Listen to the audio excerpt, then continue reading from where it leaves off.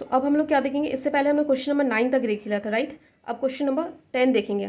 तो यहाँ पे कुछ स्टेटमेंट्स दे रखे हैं, तो आपको बताना है कि ऐसा क्यों, राइट।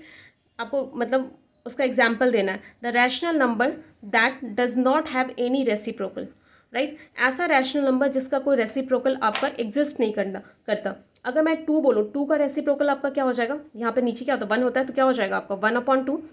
3 बोलूँ तो 3 का रेसिप्रोकल क्या हो जाएगा 1/3, राइट। इन सबका क्या लिख सकते हो आप, रेसिप्रोकल लिख सकते हो। या फिर 2/5 बोलूँ तो क्या हो जाएगा 5/2। इन सबका क्या कर सकते हो, रेसिप्रोकल आप लिख सकते हो, राइट। और सिर्फ आपको ऐसा रैशनल नंबर बताना है। बताओ ये जीरो, क्या जीरो एक रैशनल नंबर है, ऑफकोर्स है। तो 0/1 लिख सकते हो। नीचे अगर कुछ नहीं होता तो क्या 1 होता है, राइट। अगर इसका आपने रेसिप्रोकल ले लिया, -1 क्या यहाँ पे शो कर रहा है कि आपको क्या करना है, रेसिप्रोकल लेना है। रेसिप्रोकल लेके क्या होगा, 0 नीचे आ जाएगा, 1 क्या चला जाएगा ऊपर, तो 1/0 हो गया, राइट। तो ये आपका P/Q के तो फॉर्म में है, ये रैशनल नंबर के तो फॉर्म में रैशनल नंबर कैसे लिखते हो, P/Q के फॉर्म में। लेकिन रैशनल नंबर में एक और कंडीशन होती थी, Q is not equals to 0। नीचे वाला जो Q, डिनोमिनेटर में जो Q होता है वो 0 के इक्वल नहीं होना चाहिए। अगर हम 0 का रेसिप्रोकल ले रहे हैं तो क्या हो रहा है, नीचे में आपका 0 आ जा रहा है, Q इज इक्वल्स टू 0 हो जा रहा है, तो ये आपका रैशनल नंबर नहीं है। This is not your rational number. तो इसलिए जो जीरो है does not have any reciprocal. Zero का कोई ऐसा, जीरो जो रैशनल नंबर है उसका कोई रेसिप्रोकल एग्जिस्ट नहीं करता। क्योंकि आप रैशनल नंबर ले रहे हो तो रैशनल नंबर का रेसिप्रोकल रैशनल नंबर ही आना चाहिए ना। तो क्या 1/0 आप लिख सकते हो, नहीं लिख सकते, क्योंकि नीचे में 0 Q is not equals to 0 condition होती है रैशनल नंबर की, राइट। यहाँ पे नीचे क्या आ रहा है 0 आ रहा है, तो 0 जो ऐसा नंबर है जिसका रेसिप्रोकल आपका एग्जिस्ट नहीं करता। सेकेंड में क्या दे रखा है, the rational number that are equal to their reciprocal. ऐसा रैशनल नंबर बताओ जो अपने रेसिप्रोकल के ही इक्वल है।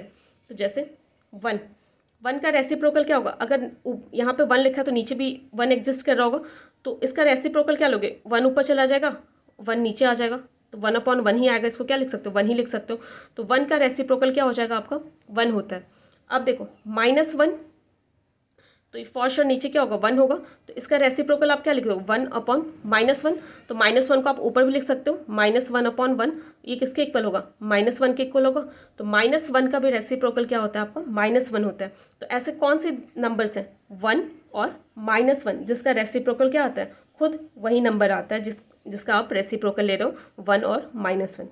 समझ गए। अब क्या है, the rational number that is equal to its negative.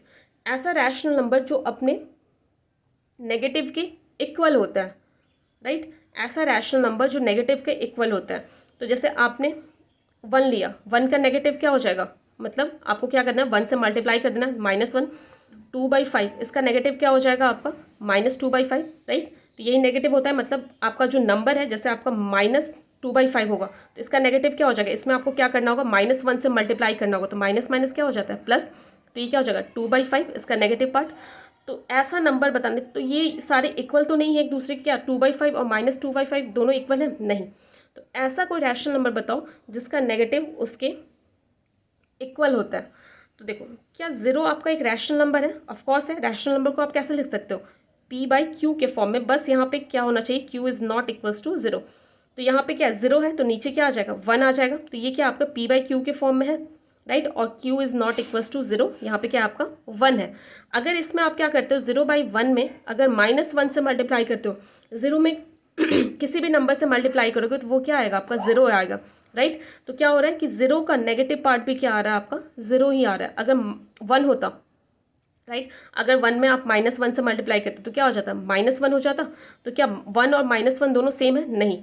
तो ऐसा कौन सा नंबर है जिसके नेगेटिव पार्ट लेने पे भी वो क्या होता है, उसके खुद के रैशनल नंबर के इक्वल होता है। The rational number that is equal to its negative, तो वो क्या हो जाएगा आपका 0 हो जाएगा। अगर 0 में आप -1 से मल्टीप्लाई भी करोगे तो क्या होगा, वो 0 ही रहेगा। समझ गए।